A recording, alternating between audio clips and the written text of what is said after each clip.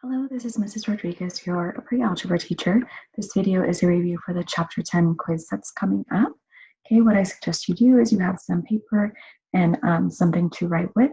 And when the problem comes up on your screen, go ahead and pause the video, try to solve the problem yourself.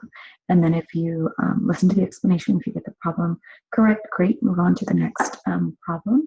If you get to the end of the video and there's still some questions where you don't understand the explanation, or you don't understand how I came up with the answer, please call, text, email me, or stop by my office hours, and I'd be happy to help you with that, okay?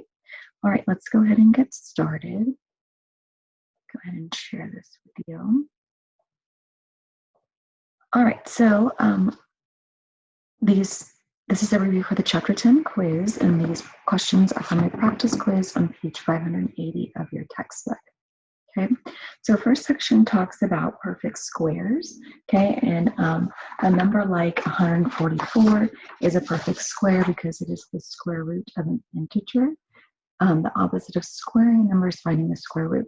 So in other words, perfect squares are a number that has a factor, and if you multiply the exact same number by itself, you will get that number you started with. So like 144 is a perfect square because 12 times 12 is equal to 144, right? So the exact same integer, when you multiply it, equals that number, okay? So a square root of a number is one of two equal factors, like I was saying. And then the opposite of squaring a number is finding its square root, okay? So if we had 12, we squared it, that's 144. The opposite would be taking the square root. The square root of 144 is 12, which is what we started with, okay? All right, so let's look at some problems here. Oh, first, this is the radical sign, and it's used to indicate a positive square root. Every positive number has both a positive and a negative square root. So if it's asking for the square root of 36, it would just be positive 36. If you have a negative out in front, it's asking for the negative square root of 36, which would be negative times the square root of 36, which is negative 6. And if it's asking for plus or minus the square root of 36, there's two possible answers, plus or minus 6 or positive 6 and negative 6, okay? And a negative number like negative 36, if you have something like that, the square root of negative 36, it has no real number square root because a square root of a number cannot be negative, right? You cannot multiply a negative times a negative and get a negative, right? Negative times negative is positive, okay? So this cannot happen. It happens in Algebra 2, in imaginary numbers, but we're not there yet, so don't worry about that, okay? All right, so number 3 from that practice quiz is to find each square root. So the square root of 64 would be 8 because 8 times 8 is equal to 64, okay? So it's just asking for the positive square root of 64, okay? Here it says, what's the negative square root of 121? Well, I know 11 times 11 equals 121. So the square root of 121 is 11, but it wants the negative of that. So that would be negative 11, okay? Now here it says to estimate each square root to the nearest whole number, okay? So if you had something like the square root of 51, okay, this is not an exact answer. It's not a perfect square, okay? But there's, this value lies between two perfect squares. So if we look at a number line, we have the square root of 51, the square root of 49, that's a perfect square. 7 times 7 is 49, and 8 times 8 is 64. So the square root of 51 is between the two perfect squares, the square root of 49 and the square root of 64. So the question is, what's it closer to, okay? Well, 51 is only 2 units away from 49, and it's 13 units away from 64. So it's going to be closer to the square root of 49, and the square root of 49 is 7. So the square root of 51 is close or approximately equal to 7, okay? So we want to find the two closest perfect squares.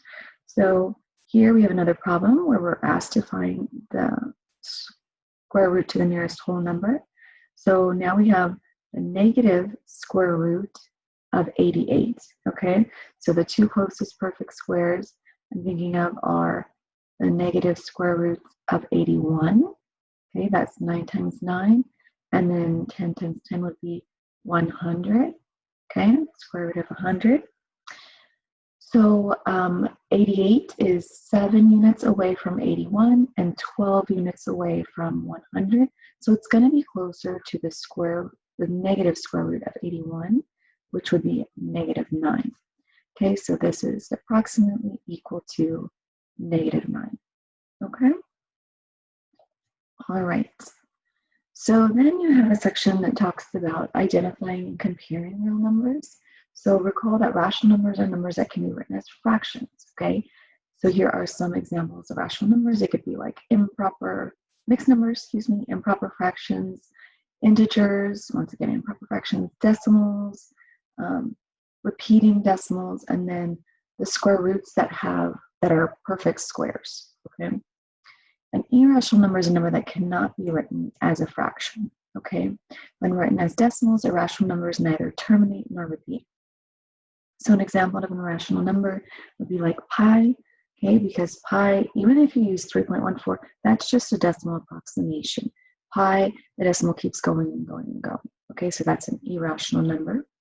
And the negative square root of 5, you punch 5, the square root of 5 into your calculator, you get this big long decimal. So that would be an irrational number, okay? And here's a little diagram in your book that kind of explains and shows examples of rational numbers, integers, what whole numbers look like, and then irrational numbers. They're still a part of the real number system, but they're in their own separate category of irrational numbers, okay? All right, so it says to replace each circle with less than, greater than, or equal to make a true statement. Okay, so if you were to put the square root of 7 into your calculator, you end up getting 2 and 64 hundredths if you round it off, okay? So if I'm comparing 2 and 64 hundredths and 2 and 5 tenths, well, 2 and 64 hundredths is larger than 2 and 5 tenths. So my symbol is going to go like this. It's going to be greater than, because 2 and 64 hundredths is greater than 2 and 5 tenths, okay? So you can kind of say the arrow is pointing at the smaller number. You think of the alligator mouth, it's eating the larger number, so it's going to be eating this number. So it is greater than, okay? All right, and then number 23, 1 4/5. If you convert 1 4/5 to a decimal, you get 1 8/10. And then the square root of 3 and 24 hundredths, you type that in a calculator, you get 1 8/10 as well. So these are obviously going to be equal to each other, okay? All right, then here it says to solve each equation and round to the nearest tenth if necessary. So here this says k squared is equal to 74, okay? So remember the opposite. Remember, when you're solving an equation, you always want to do the opposite operation. Well, the opposite of squaring a number is finding the square root. So we take the square root of both sides, and the square root of k squared is k, because k times k is k squared. And then the square root of 74, if you punch that into a calculator, it's 8 6/10 if you round it to the nearest tenth, okay? And this is going to be plus or minus, okay? You have to account for both values, okay? Number 13 says, name all the sets of numbers to which each real number belongs, and then write whole, integer, rational, or irrational. Okay, well, 3/10 is a decimal. It can be written as a fraction, so that is going to be a rational number. It's not an integer, okay? And it's not a whole number, it's a decimal. And if it's rational, it cannot be irrational. It's either one or the other, okay? All right, so it can only be rational. So this one, this negative square root of 49, well, the negative square root of 49 is negative 7, right? And -7 is an integer, okay? Whole numbers are only positive numbers, so it wouldn't be a whole number. And then is it rational or irrational? Well, -7 can be written as a fraction, so it's going to be a rational number, okay? All right, and then here, this is a repeating decimal. Okay, so repeating decimals are rational numbers. Okay, they are rational. Decimals that do not repeat, okay, and do not end, those are irrational. Okay, this is not a whole number, and this is not an integer, so it's only rational. Okay. All right, then next section talks about triangles. Okay, so you need to know what an angle is, what the sides are, and the vertex as well, okay? And you need to know this, the sum of the measures of the angles of a triangle is 180 degrees. So it doesn't matter what kind of triangle that you have, the measure of all 3 of the angles will always add up to 180 degrees, okay? So there's different ways of classifying triangles. So we have acute angle triangles. Well, that's when all of the angles inside the triangle are less than 90 degrees, okay? All of them, not just one. All of them have to be less than 90 degrees. And then if you have an obtuse angle triangle, one of the angles is going to be obtuse, so greater than 90 degrees. And then right angle triangles have a right angle in them, okay? All right, and then there's also a way of classifying triangles by the lengths of their sides. So scalene triangles, none of these sides are equal. Okay, so the length of this side is one value, this side is different, this side is going to be different. Okay, isosceles triangles, 2 of the sides are going to be the same. Okay, and then an equilateral triangle, all 3 sides are the same length. Okay. So you're going to have some questions where you're being asked to classify each triangle by its angles and by its sides. So if I'm looking at these angles, I see one that is greater than 90 degrees. So that means it's going to be an obtuse triangle. And then I see these lines here. That means 2 of the sides are congruent. So that's going to be isosceles. Okay? So this triangle is an obtuse isosceles triangle. Okay. Next one, we have a right angle. So this is going to be a right triangle. And then the lengths of its sides, since all the angles are different degrees, then all the sides are going to be different degrees. I'm sorry, all the lengths of the sides are going to be different. So it's going to be a scalene triangle as well. Okay. And then number 31, I can see all 3 of these angles are the same, okay? And they're all less than 90 degrees, so it's going to be acute triangle.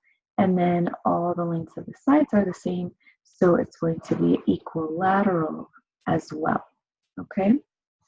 And then you have this question here. It says, refer to the figure shown, Lloyd lives in Salzburg. He does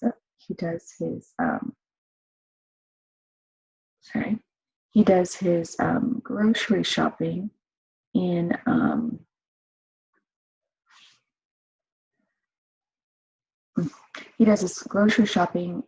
Richmond, and then he sees a doctor in Thornville. What is the measure of the angle formed when Lloyd travels from Salzburg to Richmond and then to Thornville? So they're asking for this angle here. Okay, so remember that all triangles add up to 180 degrees. So I'm going to subtract the sum of these angles here that I'm given. Okay, so 110 plus 32 is going to be 142 degrees, and I'm going to subtract that from 180, and I end up getting 38 degrees, which is G. Okay. So that's all I have for you. Thanks for watching. Hopefully this video was helpful to you. And if you still have any questions, then make sure you stop by my office hours, call, text, email me, and I'd be happy to help you. Okay? Otherwise, good luck, and I hope you have a great day.